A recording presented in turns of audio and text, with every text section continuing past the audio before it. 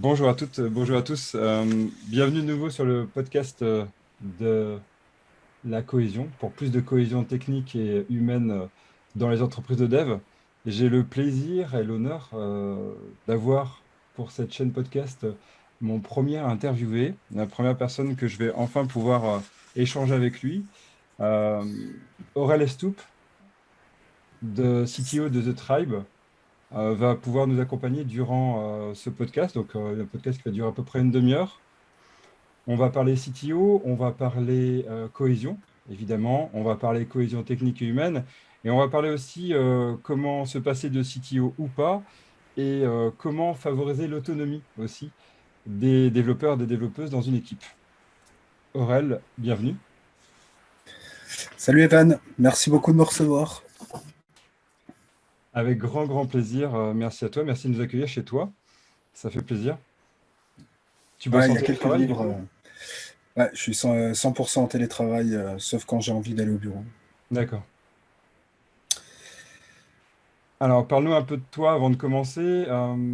Bon, j'ai vu, il y avait des présentations que tu as pu publier sur LinkedIn ou autre.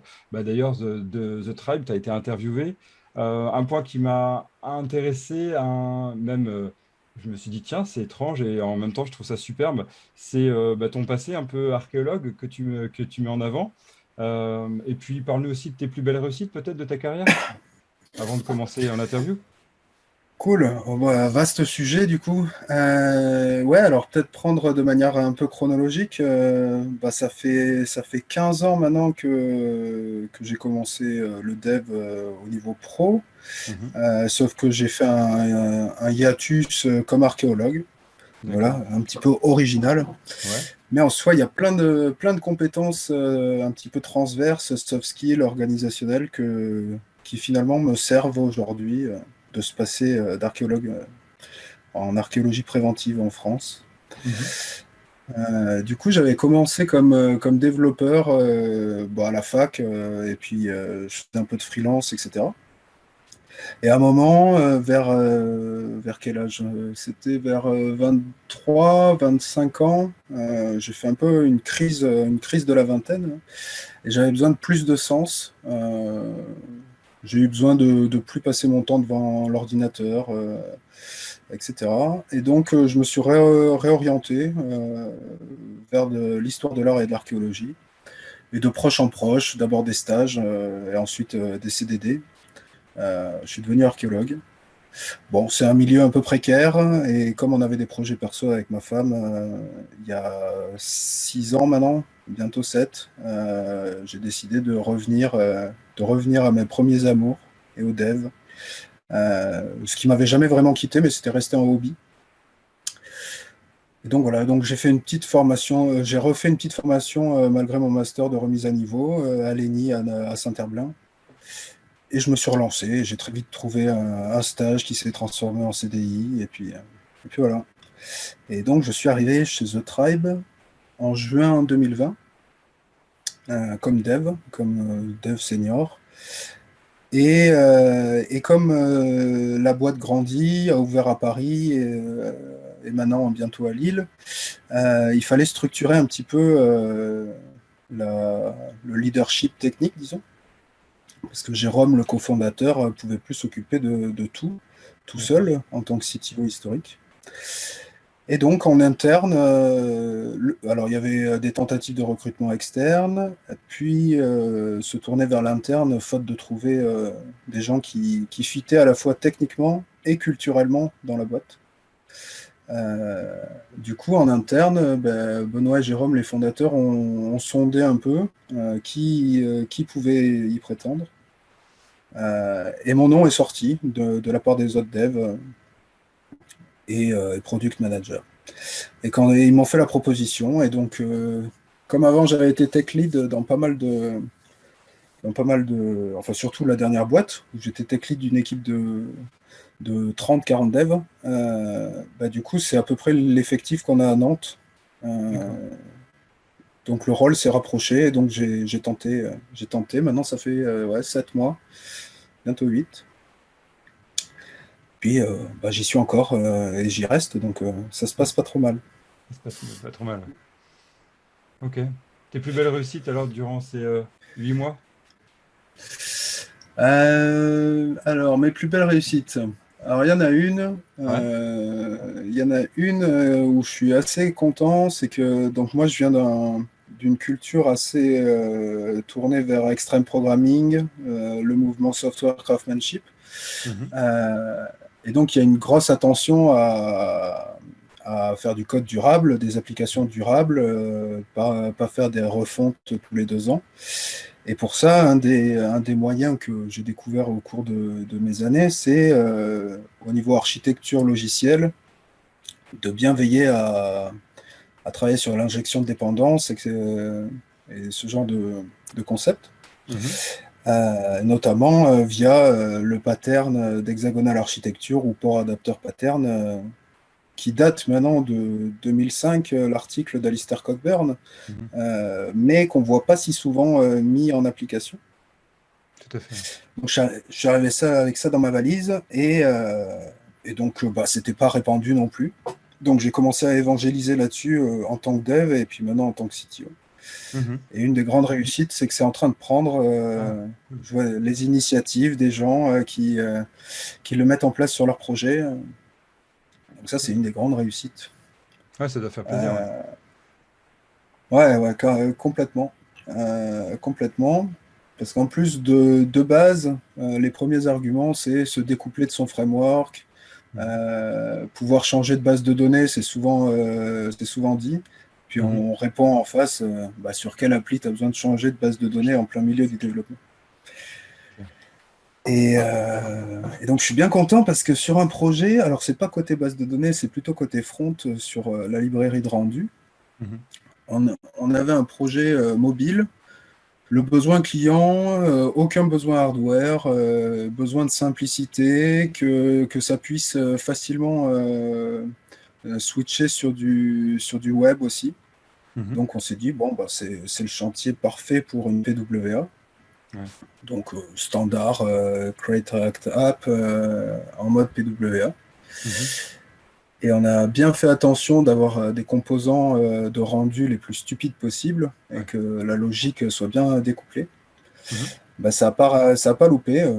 3 mois après, le client revient, il a agrandi son marché, des nouvelles communautés de communes comme client à lui, et un nouveau besoin de connexion par Bluetooth entre l'appli mobile et, euh, et le device en question. Mhm. Et bah là, ça pose beaucoup plus de problèmes parce que iOS n'est pas prêt D'accord. au niveau PWA pour s'interfacer avec le Bluetooth. Donc volonté de passer sur de l'hybride, du React Native. Mhm. Et donc avoir eu des composants les plus humbles possibles et les plus stupides possibles a permis de gagner un temps fou sur le passage de la PWA en React Native. Ouais, complètement. Ouais. Ouais. Voilà, ça c'est une belle réussite. Et l'autre, bah, c'est un peu plus de Lego et tout. Enfin, de Lego. Non, mais donc Jérôme, le fondateur, CTO historique, m'a fait le joli compliment l'autre jour de me dire qu'il était content que je l'ai challengé sur les pratiques parce que selon lui, il commençait à s'encrouter un petit peu et du coup, ça l'a repoussé à remonter son niveau d'exigence, qui était Mhm. déjà pas bas. Ouais. Donc voilà, ça c'est une belle, un joli compliment, c'est Mhm. un truc que je garde Ça booste, ouais. carrément. Mhm. Ouais, carrément. Et du coup, ça amène aussi une belle dynamique pour les équipes aussi à te suivre. Ouais, complètement. Ouais, ouais. Mhm. Là, j'ai fait un sondage pour récolter du feedback un petit peu en quantité, quoi. Ouais. Euh, Noté de 0 à 5. 5, on est satisfait. 4, on est satisfait, mais il y aurait beaucoup à redire et à modifier. 3, ni l'un ni l'autre, on s'en Ouais. fout.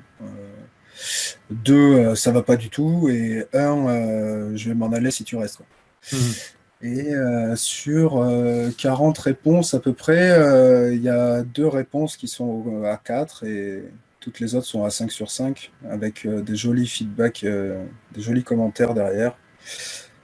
Donc j'avoue que ça booste, ouais, comme tu Ouais. dis.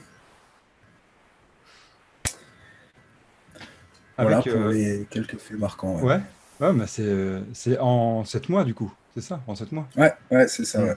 Ouais, c'est engageant pour l'avenir, du coup. Complètement, ouais. Et Ouais. puis là, vu que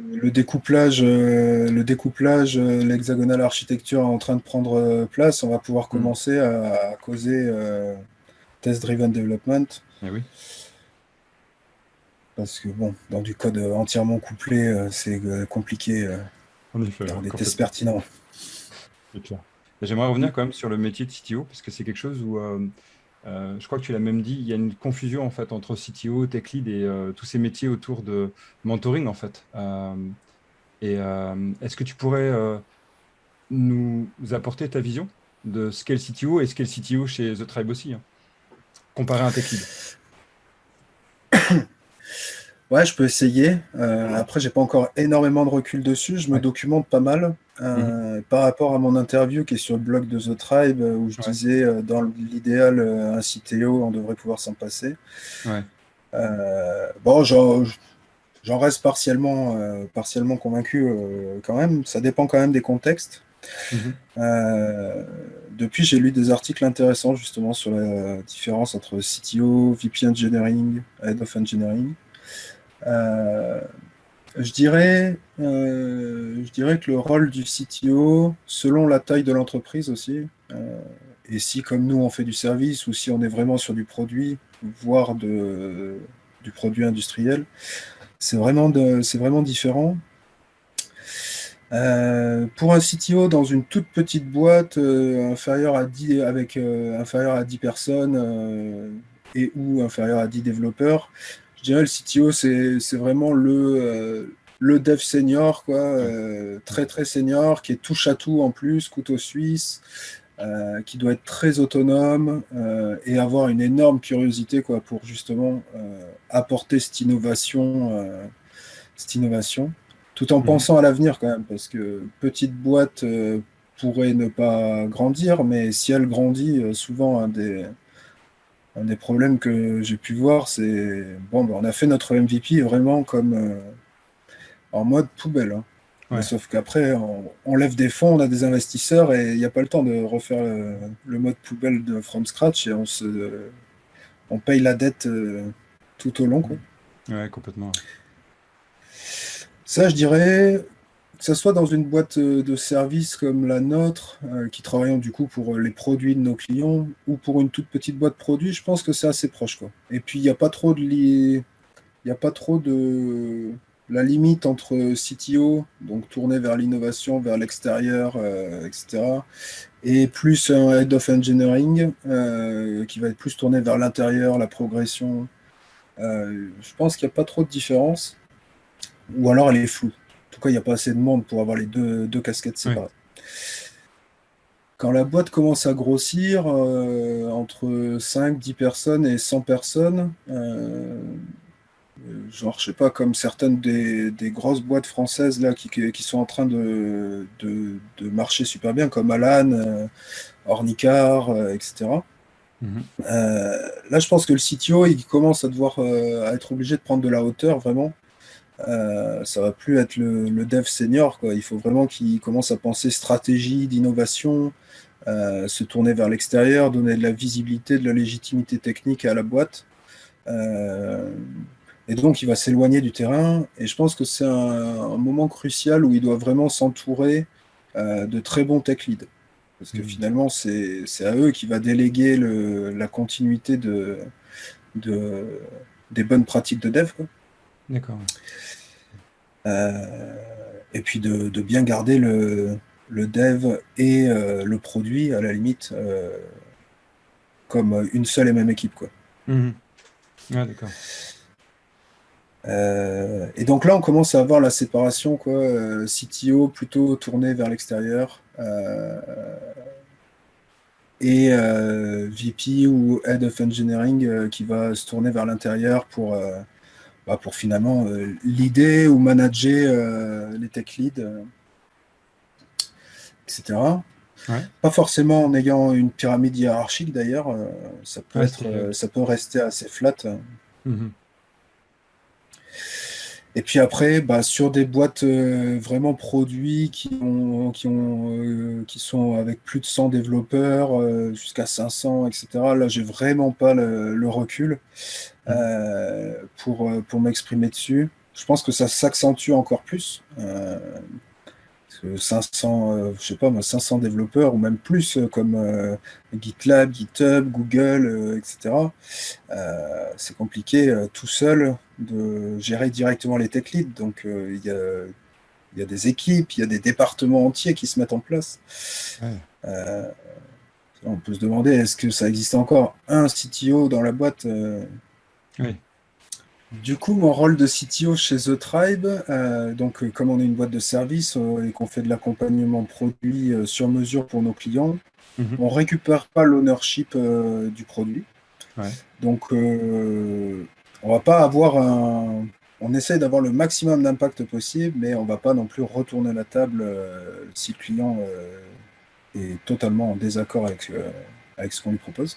Mhm. Et puis, moi, en tant que CTO, je suis plus là en support des équipes, soit pour leur donner de la légitimité vis-à-vis du client, soit pour confirmer leur choix, soit pour les aiguiller, etc. Ouais. Euh, ou intervenir en pompier si jamais il y a eu un problème. Euh, mais la base de tout chez The Tribe, c'est quand même l'équipe, les développeurs. Ils sont recrutés pour qu'on puisse avoir confiance en eux. Mhm. Euh, et du coup, c'est eux qui prennent la plupart des décisions. Et comme je mets sur mon profil LinkedIn, j'aime beaucoup la notion de servant leader. Euh, Sans aucune référence à Scrum forcément, mais ouais, c'est vraiment dans cette logique-là, les inspirer, leur donner confiance et qui proposent, qui fassent leur boulot du mieux qu'ils peuvent. Ouais. Donc, tu parles vraiment d'une approche, en fait, une De dimension nos de clients. management. Ouais, il y a une assez forte dimension management, si on est d'accord sur le bon sens du terme management, faire grandir les gens. Ah ouais, bah, tout le monde n'a pas cette vision-là, hein, parce qu'il y a plusieurs visions qui s'affrontent en fait du management, hein. Il y a la vision autoritaire, top-down, et là, tu es, plutôt Ouais, sur une autre approche qui va presque vers la vision opale, en fait. ouais, Cette approche du management un peu différente, plus centrée sur l'autogouvernance, en fait. C'est un peu vers là que tu vas, non?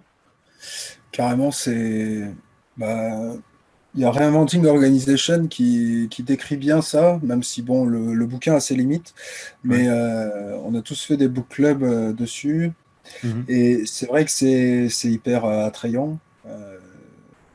C'est vraiment un truc ouais, que moi j'essaie de pousser, autonomiser au maximum les gens, qu'ils aient vraiment le sentiment d'avoir le droit à l'erreur. Ouais. euh, que Bon, la contrepartie, c'est la responsabilité de capitaliser sur ses erreurs, hein, Mhm. et de faire en sorte de s'améliorer pour pas les reproduire. Mais ouais, il y a vraiment cette dimension, du coup, plus inspirer les gens, les mettre dans un environnement de confiance pour qu'ils puissent exploiter pleinement leur potentiel, quoi. Mhm. On dirait presque du coaching. On a une grosse part de coaching chez The Tribe, ouais. Chaque personne a un coach, en fait. D'accord. Euh, alors, pas un coach professionnel, privé, etc., hein, c'est quelqu'un d'autre de la boîte. Mais du D'accord. coup, ça permet voilà, d'essayer de trouver ces axes personnels d'amélioration et d'épanouissement au sein de la boîte. Tu veux dire chacun, même toi, même, Ouais, toute personne, en fait, quel que soit son niveau hiérarchique. ouais, tout à fait. Ouais. Ouais, d'accord. Bah, moi, quand je suis arrivé, j'étais coaché par Benoît Latinier. Mhm. Euh, et je l'ai gardé comme coach, même quand je suis passé CTO, et ça marche super bien. D'accord. Donc c'est quoi? Si tu peux nous en parler pendant 2 minutes, comment ça se passe, cette séance de coaching? Ça dure combien de temps? C'est de l'instantané non prévu ou est-ce que vous mettez une sorte de rituel un peu à la Scrum où on se dit une fois par semaine, une fois par mois ou comment ça se passe chez vous? On a une fréquence indicative, disons, d'1 heure par mois environ. Mhm. Après, quand un coach sent que son coaché a besoin de plus, ou quand un coaché sent qu'il lui-même a besoin de plus, ça peut aller jusqu'à une séance par semaine. D'accord. C'est vraiment en fonction des besoins du moment. Euh, et puis, quand j'ai l'exemple là, de Mélanie que je coachais, qui était sur un projet relativement tranquille, pépère. Mhm. Mhm. Du coup, elle limite à s'ennuyer un petit peu. Mhm. Et du coup, ben, on en a parlé en coaching, etc. Et j'essayais de chercher, savoir si c'était vraiment quelque chose qui allait la mettre mal sur le moyen terme, ou s'il y avait des axes de travail autour de ça. Si c'est plutôt tranquille et que tu t'ennuies un petit peu, est-ce qu'on ne peut pas remonter des challenges à côté? Et donc le début de la séance de coaching était plutôt dans un état d'esprit un peu négatif, quoi. Je m'ennuie, etc. Et en fait, à la fin de la séance, elle a réalisé que ça lui laissait du temps pour Mhm. progresser sur des trucs sur lesquels elle voulait vraiment progresser. Et donc elle était reboostée. Et, euh, bah, du coup, ça a vachement été utile parce que le mois d'après, elle avait retrouvé de l'intérêt. Mhm. À son activité quotidienne, quoi, en Ouais. réorganisant un petit peu sa journée. Mhm. Voilà, un petit exemple. Ouais. Donc ouais, 1 fois par mois. Et puis là, on essaye d'un peu plus. Donc historiquement, c'était fait de manière assez empirique, pour Mhm. pas dire amateur.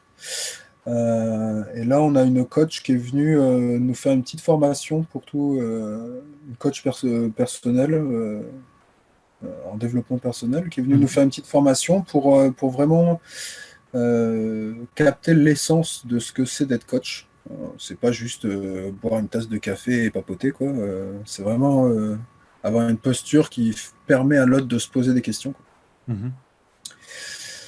Et rappeler aux gens que bah, s'il doit y avoir des blancs parce que la personne en face n'a pas envie de travailler sur elle-même, bah, tant pis. C'est pas au coach de combler. Mhm. Voilà. Moi, en Ouais, tant que bavard, c'était pas mal. ouais, c'est une approche différente, ça. C'est pas commun dans les entreprises de voir ça. Ouais, je l'ai pas vu avant, Ouais. disons, pour être un peu neutre. Mhm. Je pense que c'est ça qui fait un plus. On est sur. Ouais, ça fait partie des atouts. Ouais, je pense que ça fait partie des choses moteurs, en tout cas, pour garder les gens motivés, Mhm. pour vraiment garder vivant Mhm. la progression de chacun et la volonté que chacun puisse s'épanouir, quoi. Donc, ce serait une des clés. Alors, je vais poser une question fermée aussi, mais en coaching, on dit qu'on essaie de chercher les questions ouvertes aussi, si je me rappelle bien. Mais ça serait une des clés de la cohésion pour essayer de ramener un peu à cette idée de cohésion, même si de tout ce que tu as décrit, on est autour de la cohésion. Moi, ça m'intéresse d'avoir ta vision là-dessus. Pour toi, ça peut faire partie, ou je vais essayer de le formuler autrement. Quelles sont, selon toi, les clés d'une bonne cohésion d'équipe, une bonne cohésion de tes équipes? Ah, c'est intéressant comme question. Est-ce que c'est une des clés de la cohésion, le coaching? Je sais pas. Indirectement, je dirais. Mhm. Indirectement, parce qu'il y a quand même le rapport à l'autre qui joue dans son épanouissement en entreprise. Et donc, en réfléchissant sur son rapport à l'autre, ça permet aussi de mieux comprendre certaines réactions, Mhm. que ce soit positives ou négatives. C'est beaucoup en lien aussi avec. On a une grosse culture du feedback.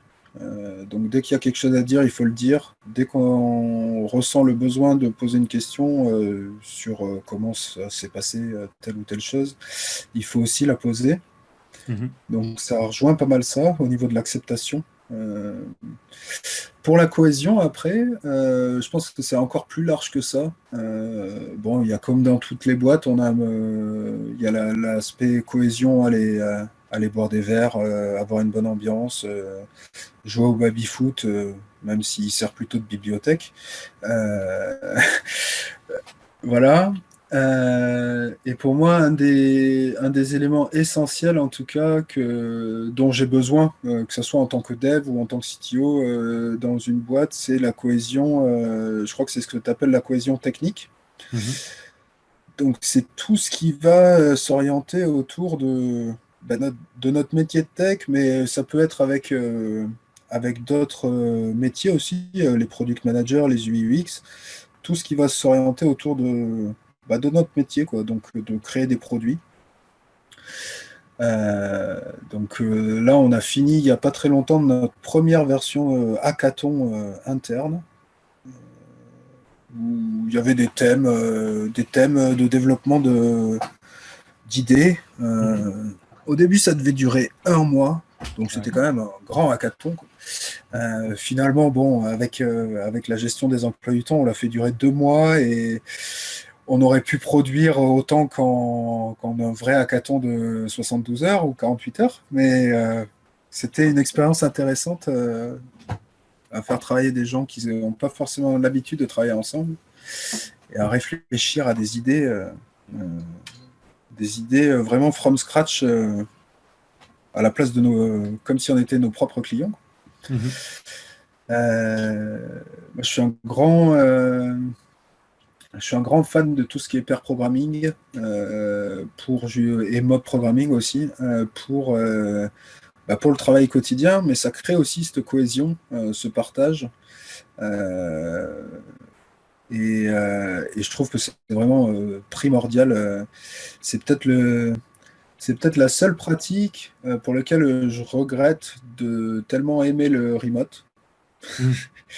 Ça se fait très bien avec Visual Studio Code, les extensions qu'il faut, etc. Ouais. Mais j'avoue que pour du mob programming, c'est quand même bien pratique à 3, 4 ou 5 d'être dans une salle avec un écran, un très grand écran et de tourner. Ouais. Ça permet de garder l'énergie qui va dans le même sens, quoi. Mhm.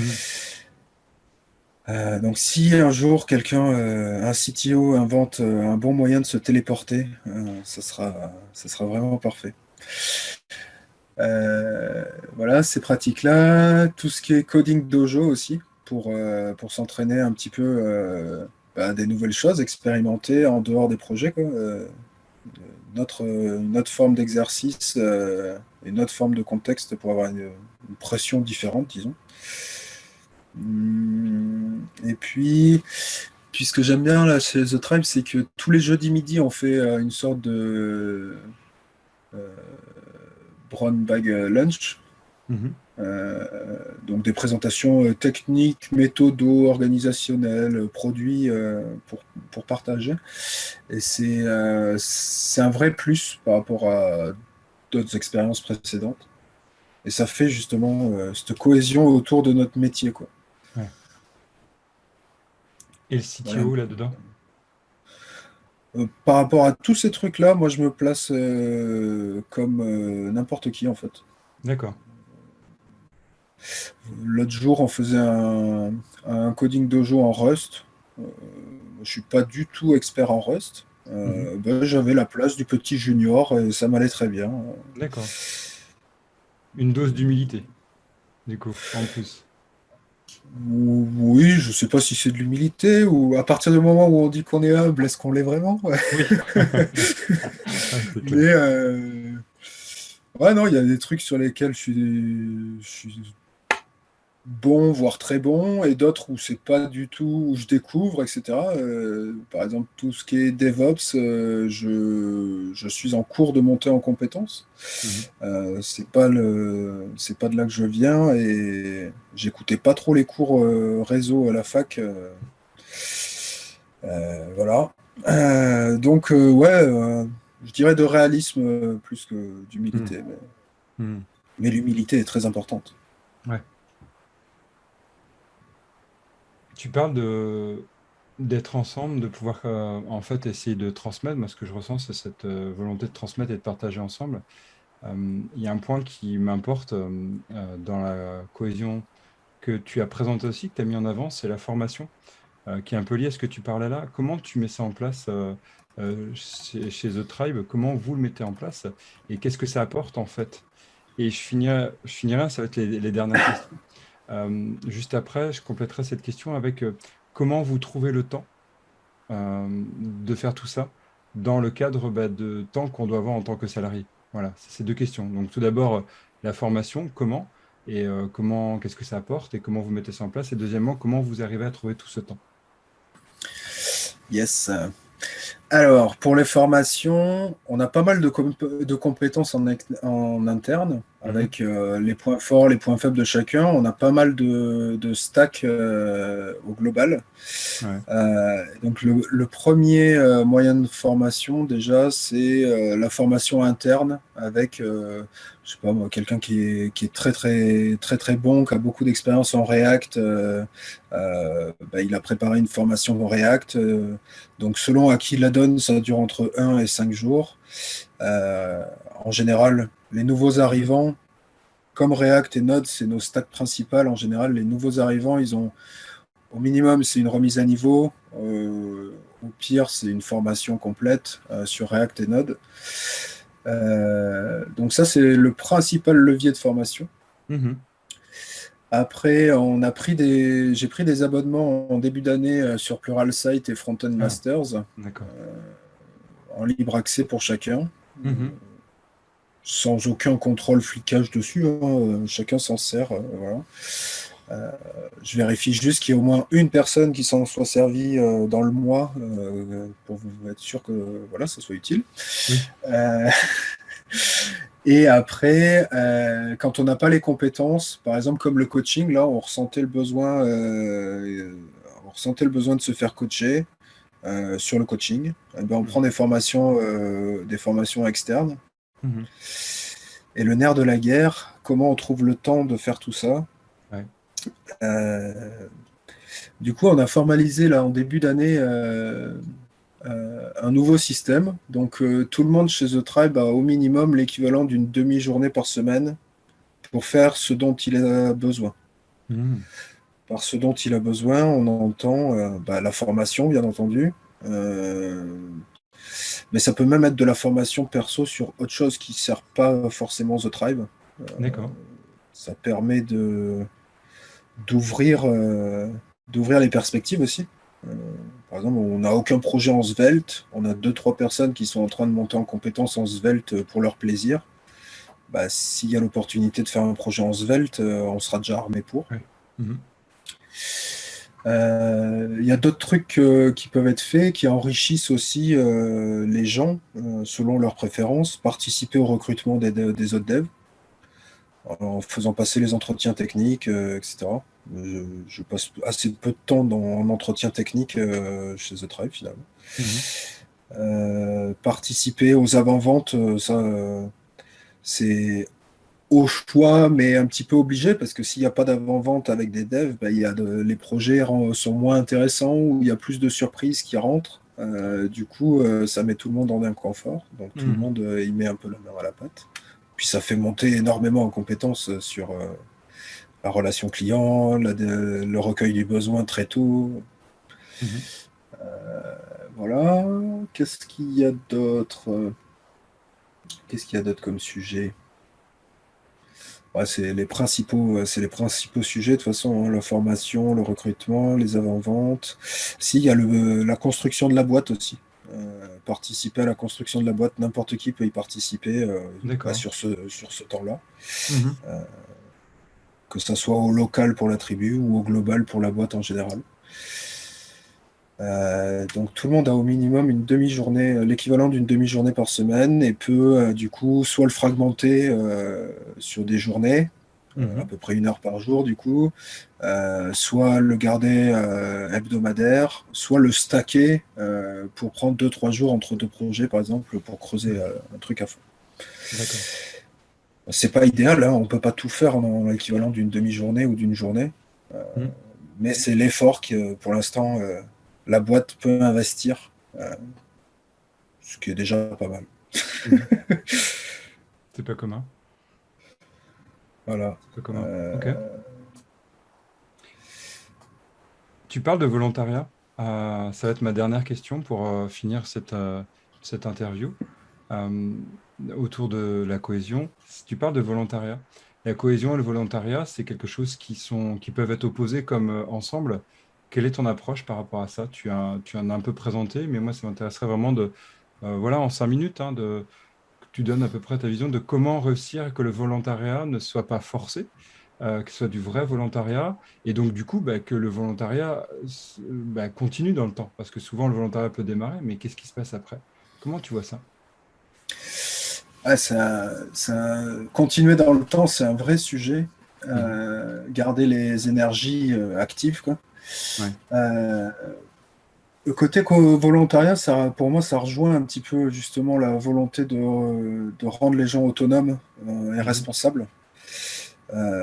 Du coup, bah, tu n'es pas, tu peux le faire, tu ne peux pas tu peux ne pas le faire. Rien ne D'accord, t'y oblige, il n'y a pas de loi.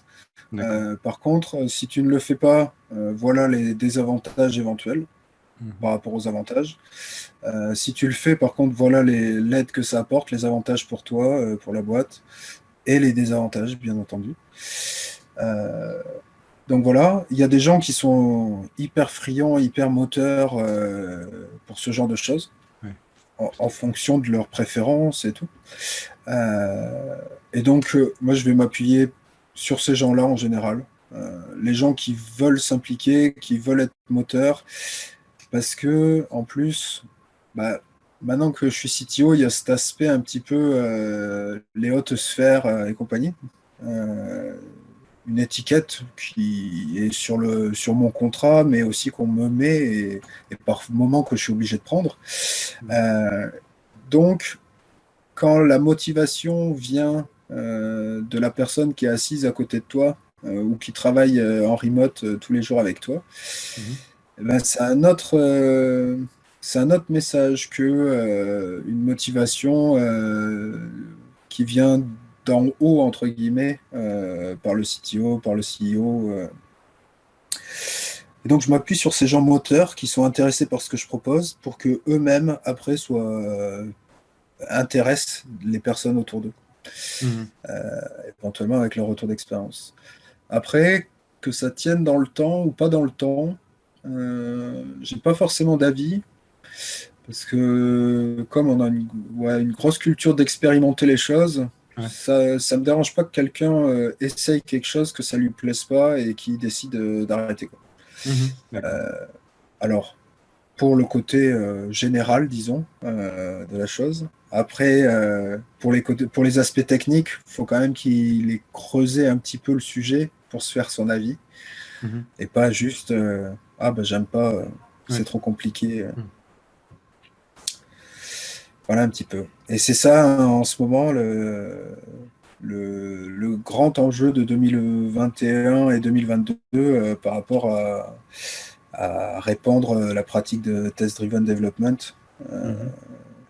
c'est une pratique complexe qui est difficile à maîtriser. Mhm. Euh, on voit de plus en plus de bullshit sur les offres d'emploi, les bootcamps qui forment à TDD en une journée, etc. Euh, Il y a plein de gens qui comprennent pas l'intérêt de se retourner le cerveau finalement Ouais. pour travailler comme on n'a jamais travaillé avant.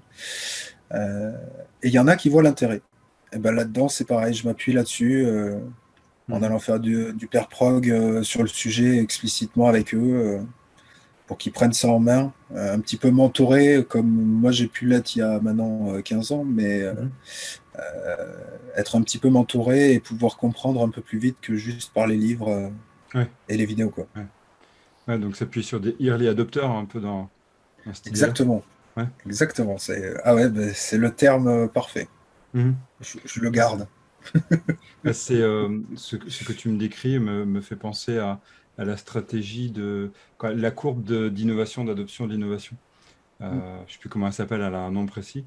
Et je me rappelle que dans la première partie, dans cette courbe-là, on voit, je le mettrai dans le montage, on voit vraiment ces early adopters en fait qui vont décider si oui ou non après par la suite ça durera. Et ce que tu décris a l'air d'aller vers là. Je le pose hein, après avoir.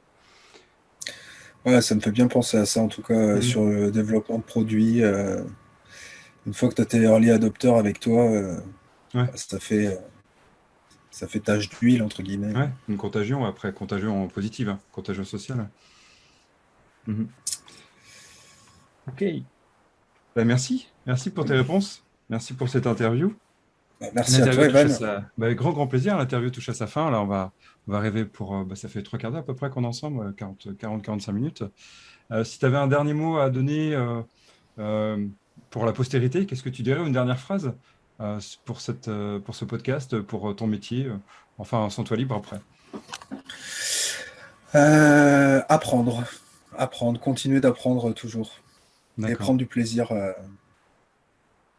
dans dans son boulot, quel qu'il soit. Ouais. Happy coding pour les développeurs, happy thinking pour les product managers, Mhm. Et pour le CTO, du coup, Happy quoi? happy cohésion pour le Happy CTO. cohésion. Yes. Voilà. Happy cohésion. Ah, ben, on retiendra cette phrase-là, j'aime bien. Super. Merci. Ouais, 3, 2, 1. Bye bye.